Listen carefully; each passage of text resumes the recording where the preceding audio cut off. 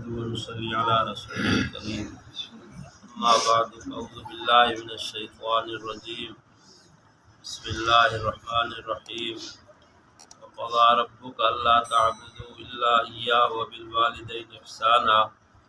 इम्मा यबलुगन्ना इंदकल किबरा अहदुहुमा अव किलाहुमा फला तक़ुल लहुमा उफ़्फ़िन व ला तन्हरहुमा व क़ुल लहुमा क़ौलन करीमा। क़ाल अल्लाहु तबारक व तआला फ़ी शान हबीबिह इन्नल्लाह व मलाइकतहु युस्सल्लूना अलन नबी या अय्युहल्लज़ीना आमनू सल्लु अलैहि व सल्लिमू तस्लीमा। अल्लाहुम्मा सल्लि अला मुहम्मद व अला आलि मुहम्मद कमा सल्लैता अला इब्राहीम व अला आलि इब्राहीम इन्नका हमीदुम मजीद।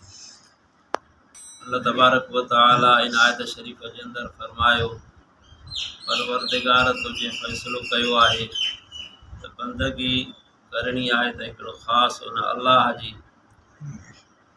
उन खां बाद में दुनिया में एहसान करणो आहे त वबिल वालिदैन इहसाना, अबे अमा सां चङाई करणी आहे। एहसाननि जी माना ताबेदारी भी कई वई आहे, सुहिणो हलण भी कई वई आहे।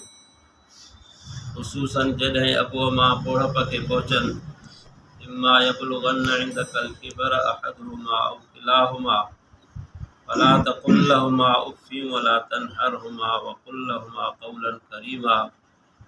ॿई ॿोड़प खे पहुचनि या ॿिन्ही मां को हिकिड़ो, त पोइ जॾहिं बि उन्हनि सां ॻाल्हाइजे त भलो ॻाल्हाए ऐं उनखे झिणक न ॾे, उफ़ न चओ। उनजे हर ॻाल्हि खे लबैक चई करे उनजी फर्माबरदारीअ में ज़िंदगी गुज़ार ऐं हमेशह उनजे लाइ पंहिंजे बाज़ुनि खे हिको रख ऐं उनजे लाइ इहा दुआ घुर, रब रहमहुमा कमा रब्बयानी सग़ीरा। रब जीअं उन्हनि मुंहिंजे मथां ॿाराइप जी हालत में, सगीराइप जी हालत में रहम कयो, हाणे तूं उन्हनि ॿिन्ही जे मथां ईअं रहम करणु फरमाए। दुनिया जे अंदरि पहिरियां पहिरियां एहसान अल्लाह पाक जा आहिनि, जंहिं अणहूंदे मां हूंद वारो करणु फरमायो। अल्लाह पाक फरमायो, हल तअलल इंसान हीन मिन अद्दहर लम यकुन शय्यन मज़कूरा। छा इंसान जे मथां अहिड़ो ज़मानो न आयो जो उनजो तज़किरो ई कोन हुयो, असां वजूद में कोन हुयासीं। उन खां बाद में अल्लाह पाक ही वजूद ॾिनो, दुनिया में आयासीं, अबो अमा हुया, वरी औलाद थी, हाणे पाण ॿोड़प खे पहुतायूं, त इहा अल्लाह जी कुदरत आहे। कॾहिं त असांजो तज़किरो ई कोन हुयो। तंहिंजे करे उन रब जी बंदगी करणी आहे, अल्लाह पाक जा हक़ आहिनि। पहिरियों त उनजी बंदगी करणी आहे, इबादत करणी आहे ऐं उन सां कंहिं शइ खे भाईवार न आहे करिणो, न ज़ात में, न सिफ़ात में, न इबादत में, न बदनी इबादत में, न माली इबादत में, न दुआ में। सिर्फ़ु अल्लाह पाक जी बंदगी करणी आहे, उन खां ई घुरिणो आहे, उनखे हाजत रवा मुश्किल कुशा सम्झणो आहे। पोइ जंहिं बहाने अहिड़े तरीक़े सां पूरी ज़िंदगी गुज़ारी, अल्लाह तबारक व तआला पछाड़ीअ में उनजा गुनाह माफ़ करे उनखे जन्नत अता करणु फरमाईंदो। बाक़ी दुनिया जे तख़्ते ते पहिरियों पहिरियों अबे अमा सां चङाई करणी आहे। जेकॾहिं बिलफ़र्ज़ के अहिड़ियूं ॻाल्हियूं थी बि वयूं त पोइ वफ़ात खां बाद में साहबी सॻोरे अर्ज़ु कयो, या रसूल अल्लाह, हाणे मां छा कयां? पोइ पाण फरमायो त हमेशह उनजे लाइ बख़्शिश जूं दुआऊं घुरंदो रहो, इहो बि नेकी कंदड़ में शुमार आहे। 8 ॾींहं कंहिं किताब वारे लिखियो आहे, हफ़्ते में को हिकिड़ो ॾींहुं या जुमातुल मुबारक जे ॾींहं में माण्हू अबे अमा जी क़बर ते वियो, कुल पढ़ी बख़्शे आयो, अल्लाह सां उन्हनि खे राहत बख़्शणु फरमाईंदो आहे। ख़ुसूसन अबे अमा जे क़बर जे जॾहिं वञे त ओलह तरफ़ खां बीही करे जेको पढ़णो आहे, अस्सलाम चई करे कुल शरीफ़ पढ़े, सूरत यासीन पढ़े, अल्लाह तबारक व तआला इन जो सवाबु उनखे पहुचाइणु फरमाईंदो आहे। सूमर ऐं जुमे जे ॾींहुं अमाल पेश थींदा आहिनि। रसूलुल्लाह सल्लल्लाहु अलैहि वसल्लम वटि बि, अबे अमा वटि बि, उस्ताद वटि बि, मुर्शिद वटि बि किन जो चवणु आहे त जुमे जे ॾींहुं, जुमे राति ते, बाक़ी रसूलुल्लाह सल्लल्लाहु अलैहि वसल्लम वटि सूमर ऐं जुमे राति ते पेश थींदा आहिनि। किन जो चवणु आहे बारगाह इलाहीअ में ॿिनि ॾींहंनि ते, बाक़ी रसूलुल्लाह सल्लल्लाहु अलैहि वसल्लम वटि, अबे अमा वटि ऐं मुर्शिद वटि उस्ताद वटि जुमेरात अमाल पेश थींदा आहिनि। तंहिंजे करे तव्हां असांजी जेका बि ज़िंदगी गुज़रे थी, लम्हो गुज़रे थो, इहो रिकॉर्ड थिए थो, इहो अलाह वटि असांजे रसूल वटि अलाह पाक पंहिंजे कुदरत सां पहुचाइणु फरमाए थो।